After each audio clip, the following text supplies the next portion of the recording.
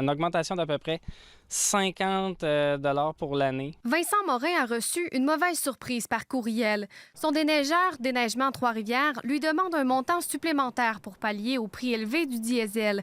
La clause, inscrite au contrat signé par les deux parties, va comme suit. Lorsque le prix du diesel dépasse 2,40 $ le litre, une surcharge de 10 % du montant du contrat peut être appliquée.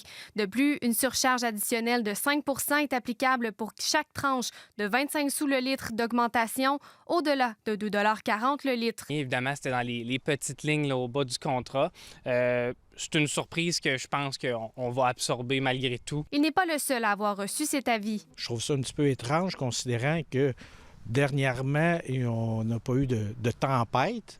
Ils ne sont pas venus déneiger tant que ça. Et aussi, l'essence, ça fait quoi, 3 semaines que la guerre est commencée? Certains clients rencontrés sur le terrain sont d'accord avec ces frais supplémentaires. Mais selon un déneigeur compétiteur, elle sert d'abord et avant tout à s'accaparer une plus grande part du marché. Au départ, là, à l'automne, ils font des prix là, vraiment à la baisse. Mais par contre, le client il se ramasse avec des surprises en fin d'année, mettons comme exemple cette année. On peut se questionner aussi sur la légalité de cette pratique. Sur le site de l'Office de la protection du consommateur, on cite en exemple exactement ce genre de cas en ajoutant qu'une telle clause est interdite dans un contrat valide pour une certaine période puisqu'elle concerne un élément essentiel de l'entente, soit le prix du service. La loi sur la protection du consommateur ajoute qu'aucun frais ne peut être réclamé d'un consommateur à moins que le contrat n'en mentionne de façon précise le montant.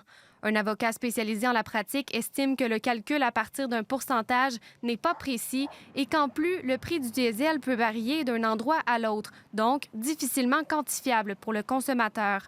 Submergé de courriels et d'appels en lien avec cet avis, Déneigement Trois-Rivières n'a pas été en mesure d'expliquer sa décision à la caméra mercredi. Ici Molly Belland, Radio-Canada, Trois-Rivières.